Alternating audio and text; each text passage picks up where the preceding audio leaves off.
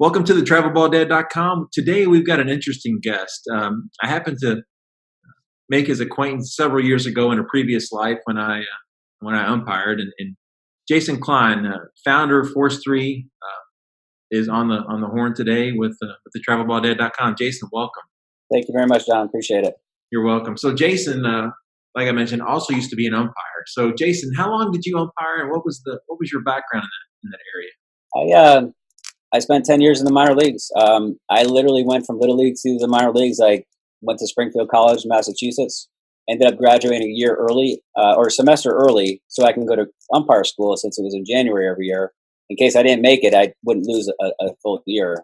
Only experience with Little League, went right to the minor leagues, spent 10 years, and that was it.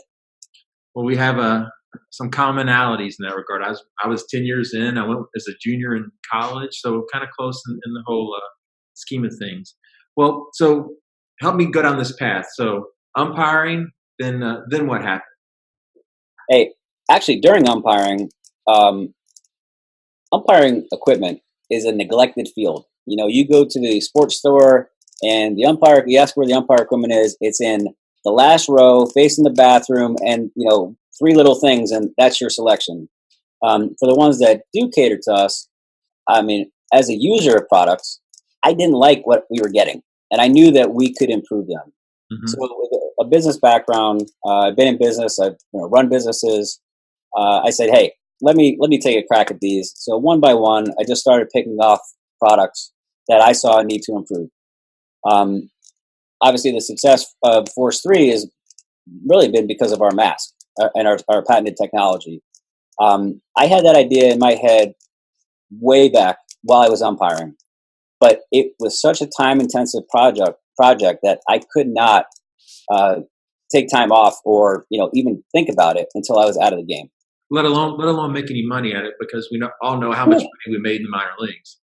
Geez, yeah, I definitely didn't pay for it on my own. That's for sure.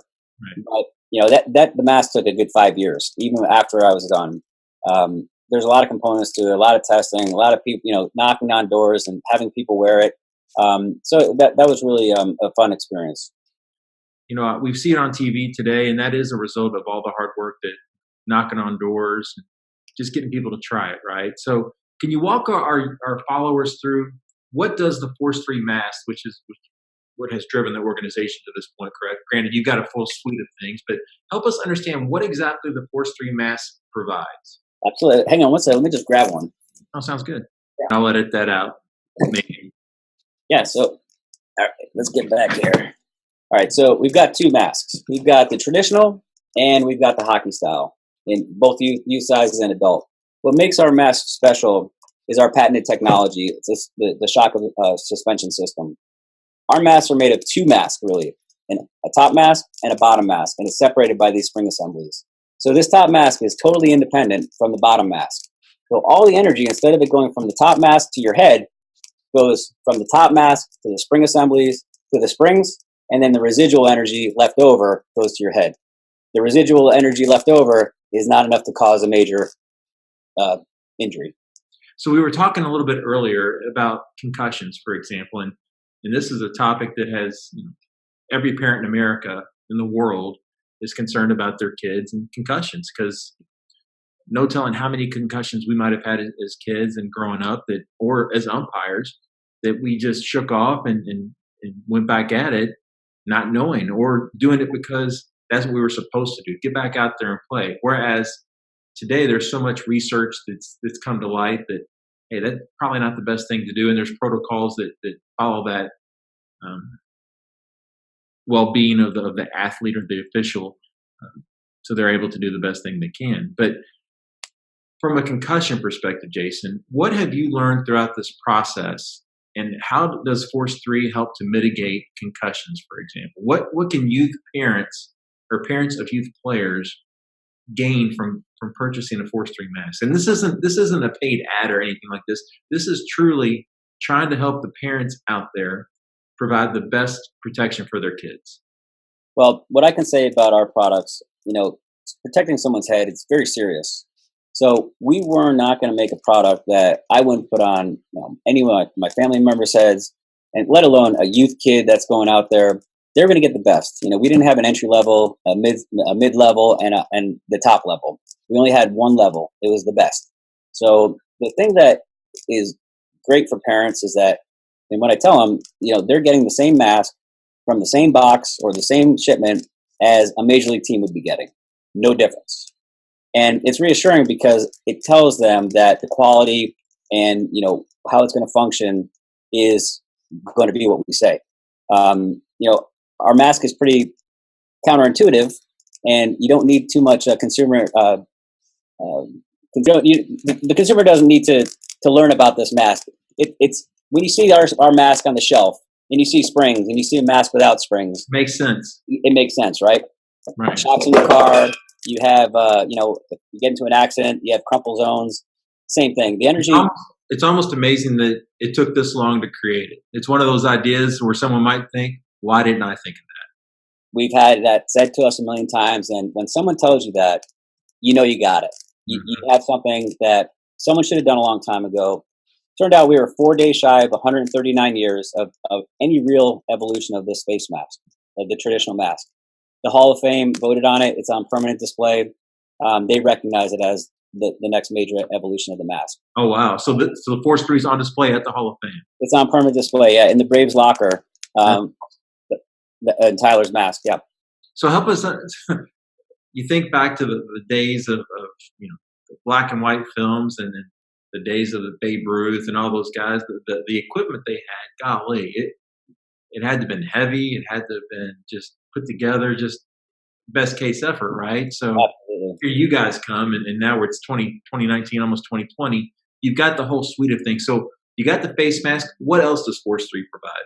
We do everything. I mean, and John, I tell this to everyone, as an umpire, never in my wildest dreams did I ever think that I was going to create a product that would actually protect a player. But it's been a really, tremendous experience. I've had guys that I had in the minor leagues who made it to the big leagues, want to wear the mask and communicate with us.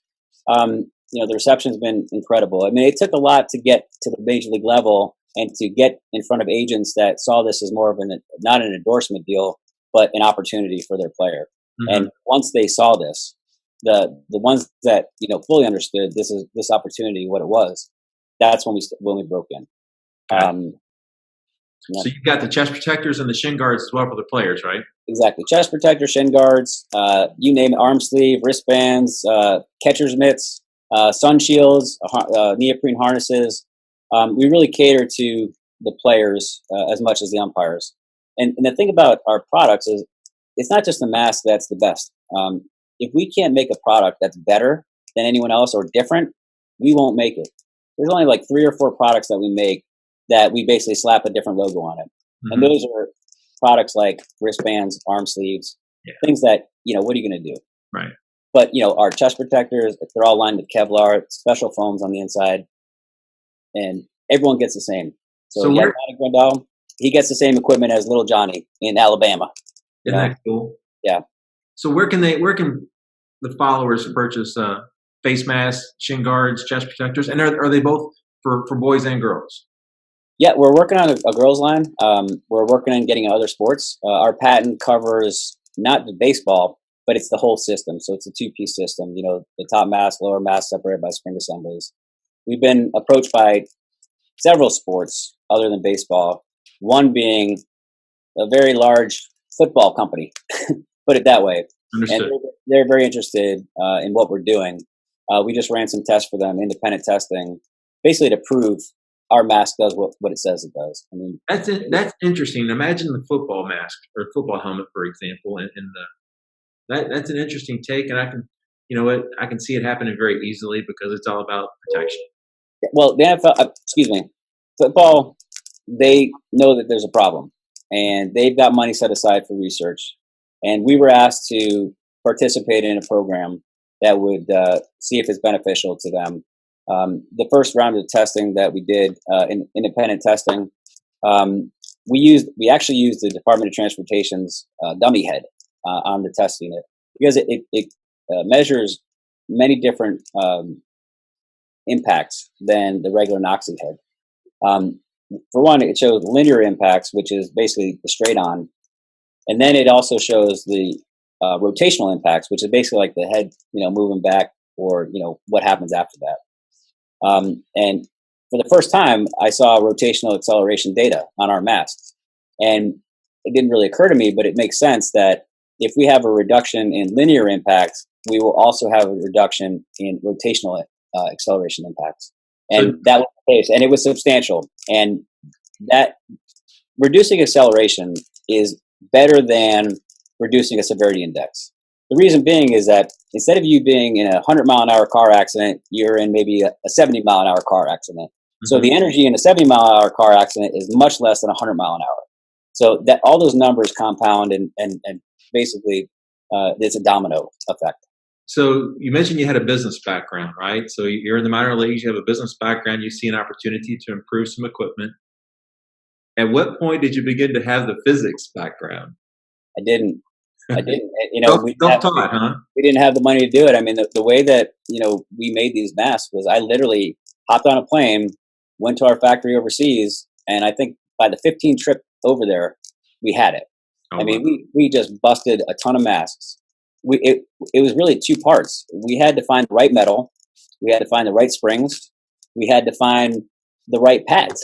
The pads are just as important as the metal and the springs. Right. The cages, we went through probably 50 cages before we settled on the cage. Pads, probably at least 50 pad sets. The reason being is we had to find a formulation that would allow the top mask to move upon impact. And if it didn't, then all the energy goes to the head. Gotcha. So, yeah. All right, cool. So a lot's happened. What, from an entrepreneur's perspective, Jason, the traveling back and forth and the research and the trial and error, I consider myself an entrepreneur as well. I think umpires make good salespeople because we're used to hearing no. And I think you have a fire within you, your team and yourselves, right? And how can we overcome a challenge? So umpires, in my opinion, make good salespeople. And at the end of the day, you're wearing the sales hat, you're wearing the operations hat, you're wearing the research hat, and you've had to do it all pretty much on a bootstrap, and you're getting to what it seems like a good place, and hopefully it continues to go that way. We're pulling for you, but that's the exciting stuff. No, I appreciate it. It takes a bit of experience that you've had in all your experiences to, tackle everything that's thrown at you. I speak at a few college courses, and I stress the value of relationships and being able to communicate. And being in school is great, but if you don't know people, it's going to be a very tough road. Using the relationships, as umpires, and having the ability to talk to people in the few situations, and maybe even escalate situations, it's all very beneficial. And everything in my background, experience-wise through college, has helped. Do what I do. I mean, I got my degree in sport management with a business minor. It's basically a dual major. I didn't go to one class in Springfield that taught me about product development or manufacturing. These are the skills you learn, and those trips overseas, you learn everything. It's a different culture. You want them to do it the American way because this is the best way, and it doesn't make sense why they're doing something that way. But you just have to realize at a certain point that that's the way it's done. And if you want to fight the system, you're going to lose. So you pick and choose your battles. And, it's been great. I mean, I really enjoy product development and bringing a product to market. I mean, it's cool. I mean, well, at the end of the day, it sounds like it's not work. And that's when you're in a good place, right? You're doing good things. It's exciting. You're helping people not be hurt. And while at the same time, it is a business, and you do turn a profit because that's what businesses do. But at the end of the day, if you can have a great time, bring value to those that are buying your product, that's utopia right there. It's most satisfying part of my job is when I get a parent that gets our mask because their kid got a concussion. Then they get hit, and they just are overjoyed because the kid didn't get hurt. We get it all the time. We have major league teams that tell us, how many impacts they've had, over the course of the year, and they happen to wear all of our masks, major league and minor league, and they tell me 0 injuries. So that says a lot. We have a deal with the South Atlantic League for the umpires. The umpires are offered one of our masks to wear. It's optional. It's not mandatory. If they opt in, the league buys it for them. Over the last 2.5 years, 0 injuries. So it goes above and beyond, helping people. On the business side, we can save time off, substitutes, not having to pay them, insurance costs. So, I mean, it's really been a great experience. Cool. Well, hey, hang on one second. We're going to wrap this up, but we really appreciate you taking the time to share with us what you've accomplished at Forestry, and we're looking forward to continued success and seeing what comes down the pipe. I appreciate it very much, John. Thanks a lot. Hang on.